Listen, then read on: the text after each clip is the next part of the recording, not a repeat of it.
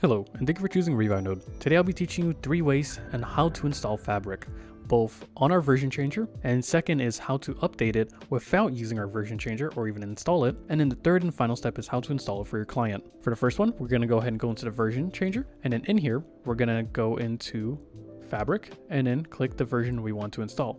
For this example, I'll install 1.19. Go ahead and click yes. If you were running any previous versions such as Paper or Forge, I highly recommend you just do a clean install by clicking this button. It may cause issues more down the line, even if you have an older version or anything in between. Whenever you're installing Forge or even Fabric, just make sure you have a clean install. After that, we're going to go ahead and click on console, and now we can actually start the server up. A pop-up will show up, so you have to accept the EULA. After a short bit, the server should be booted up and online. And there we have it. It is installed and running without any issues.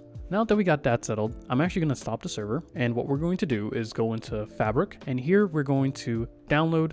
You can use the universal jar or the Windows. If you're on Windows, both of these will work. If you're on Mac, you have to use the universal. I'll go ahead and just click this and just run the installer once. A menu will pop up, and here you can select the version you want. You can select older and newer versions, but for this example, we're going to be running 1.19.2. However, we're not going to be running the client, we're going to be running the server first. I'm going to go ahead and actually create a new folder called Fabric. The name truly does not matter, but then I'll just choose the location that we want this installed on. So I just want it installed in the Fabric folder, and I'll just go ahead and click install. I actually do want it to download the jar as well, and once all that's done and you see the green, go ahead and click done and close down that menu.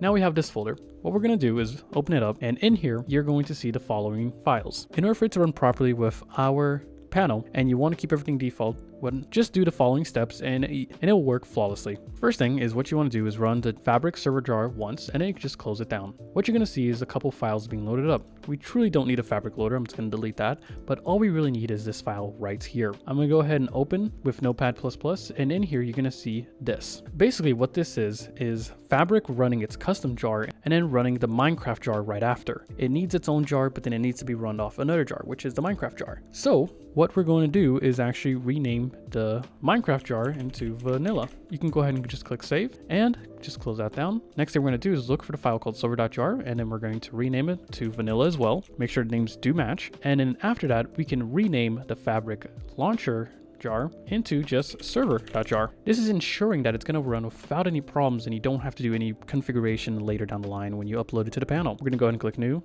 zip, and here let's call it Fabric. Again, the name does not matter.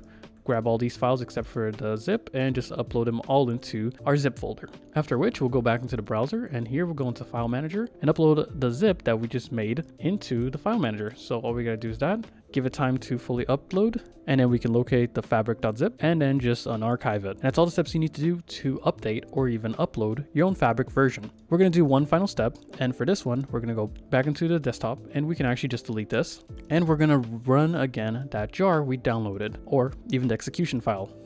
So we'll just run that once. The menu again will pop up, and this time we're going to make sure it's on the client and not the server. You'll see the difference there. And we're just going to run 1.19.2 and just click install. As you can see, it's done, and we can click OK and just close that up. If we load up our Minecraft folder, you can see it tends to be right at the beginning when you first install it.